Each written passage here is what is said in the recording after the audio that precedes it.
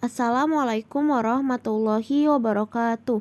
Halo semuanya, kami dari kelas 12 MIPA 4, kelompok 3 akan menjelaskan tentang hakikat Negara Kesatuan Republik Indonesia.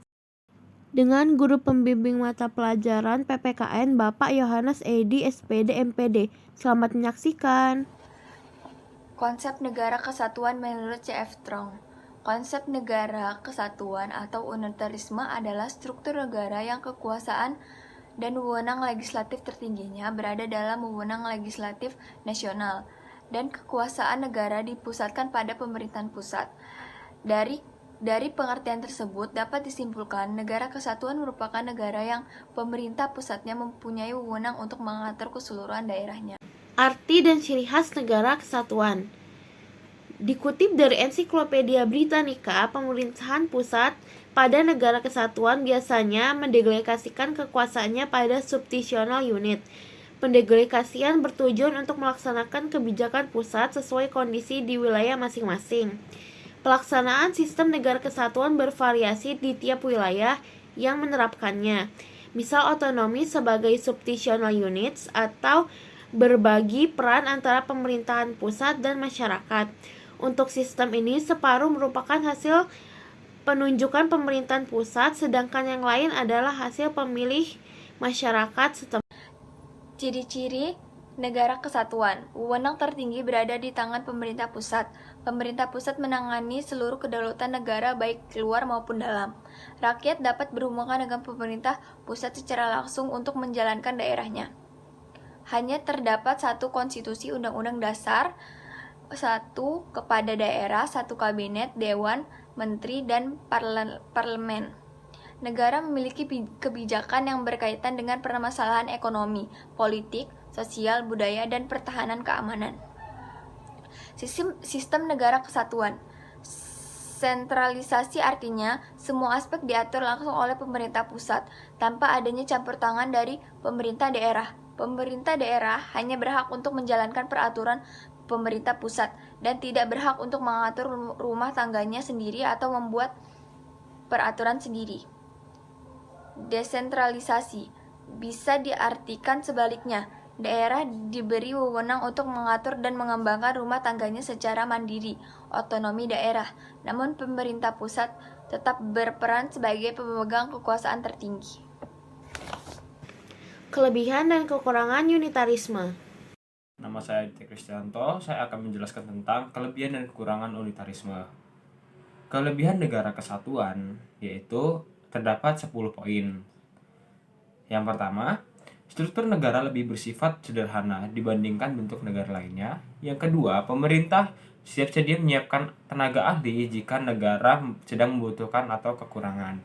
Yang ketiga, unitarisme juga relatif berjalan dengan stabil. Yang keempat, mengurangi adanya sikap separatisme karena pemerintah yang menangani secara langsung. Yang kelima, adanya kemungkinan terjadi pemerataan dan berbagai bidang yang terdapat di seluruh wilayah. Yang keenam, koordinasi pemerintah pusat dan kepala daerah berada dalam satu instruksi sehingga akan memudahkan dalam penyelesaian masalah daerah. Kemudian nomor 7, biaya yang dikeluarkan untuk kegiatan perekonomian relatif lebih murah. Yang ke-8, meminimalisir adanya konflik masyarakat yang berkaitan dengan pemilihan pejabat. Yang ke-9, negara memiliki tokoh-tokoh nasional yang berkualitas karena adanya seleksi nasional. Yang ke-10, negara dapat mengendalikan adanya terjadi korupsi pada suatu daerah karena daerah tidak bersifat otonom. Kekurangan negara kesatuan. 1. Tekanan pada pemerintahan sangat besar. 2. Pemerintahan pusat cenderung menjadi diktator. 3. Peluang mengetahui kekurangan dan kelemahan kebijakan dibuat pemerintah sangat kecil. 4. Pada beberapa kasus, distribusi dari pemerintahan pusat mungkin tidak rata. Beberapa wilayah dan kelompok minoritas mungkin dicuekin karena alasan politik. 5. Mematikan inisiatif di wilayah setempat karena cenderung mengganggu instruksi dari pemerintahan pusat. Indonesia sebagai negara kesatuan. Indonesia merupakan negara kesatuan yang menggunakan sistem desentralisasi melalui otonomi daerah, yang artinya di sini pemerintah pusat memberikan sebagian kewenangan kepada pemerintah daerah, namun dengan beberapa pengecualian, yaitu terutama terkait politik, di mana wewenang dalam bidang politik luar negeri, justisi, agama, pemerintahan, keamanan, moneter, pertahanan, fiskal tetap menjadi kewenangan pemerintah pusat dan tidak diberikan kepada daerah. Kemudian dikutip dari situs Dewan Perwakilan Rakyat (DPR) dalam Undang-Undang Dasar 1945 Pasal 18 Ayat 1 menyatakan bahwa Negara Kesatuan Republik Indonesia terbagi atas daerah-daerah provinsi. Daerah-daerah provinsi itu terbagi atas kota, kabupaten, dan masing-masing kota, kabupaten, dan provinsi tersebut memiliki pemerintahan daerah yang diatur dengan undang-undang. Kemudian dijelaskan pada ayat yang kedua, Negara Kesatuan Republik Indonesia terbagi atas daerah provinsi dan daerah provinsi tersebut terbagi atas kabupaten dan kota. Yang setiap provinsi, kabupaten, serta kota tersebut memiliki pemerintahan daerah yang diatur dalam undang-undang. Nah, yang kemudian ayat yang ketiga, pemerintah daerah provinsi, daerah kabupaten, dan daerah kota mengatur dengan menjalankan sendiri urusan pemerintahan berdasarkan asas otonomi dan tugas pembantuan pemerintah daerah provinsi, daerah kabupaten, serta kota mempunyai DPR yang anggotanya dipilih melalui pemilihan umum. Ayat 4. Gubernur, bupati, dan wali kota adalah kepala pemerintahan masing-masing daerah provinsi, kabupaten, dan kota yang dipilih dengan cara. Ayat 5. Pemerintahan daerah menjalankan otonomi dengan seluasnya, kecuali bidang pemerintahan yang oleh undang-undang ditetapkan di bidang pemerintahan pusat. Ayat 6. Pemerintah daerah memiliki hak menentukan peraturan dan peraturan-peraturan lain untuk menjalankan otonomi dan tugas pembantuan. Ayat 7. Susunan dan tata cara penyelenggaraan pemerintahan daerah diatur dalam undang-undang. Karakteristik Negara Kesatuan Republik Indonesia. Setiap negara kesatuan memiliki karakter yang berbeda, pun demikian dengan Indonesia. Setidaknya ada beberapa ciri yang dimiliki Indonesia sebagai negara kesatuan yang membuatnya berbeda dari negara lainnya.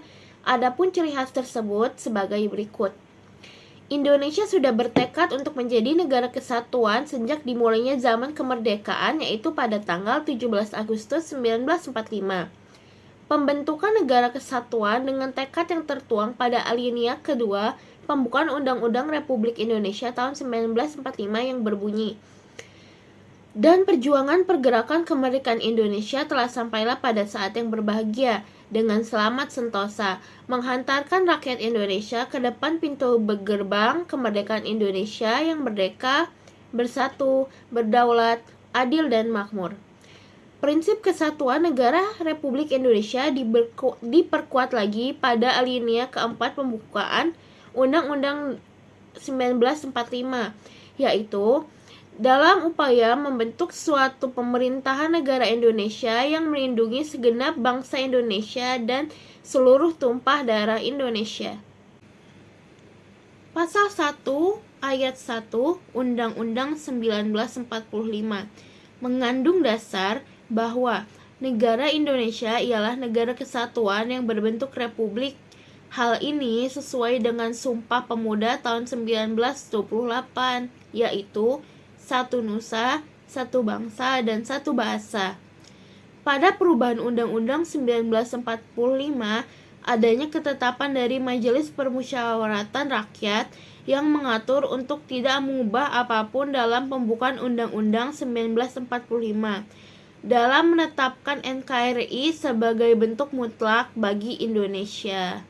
Dalam segi kewilayahan, karakter Indonesia dapat dilihat pada pasal 25A Undang-Undang 1945 yang menyebutkan bahwa Negara Kesatuan Republik Indonesia adalah sebuah negara kepulauan yang berciri Nusantara dengan wilayah yang batas-batas dan hak-haknya ditetapkan oleh undang-undang.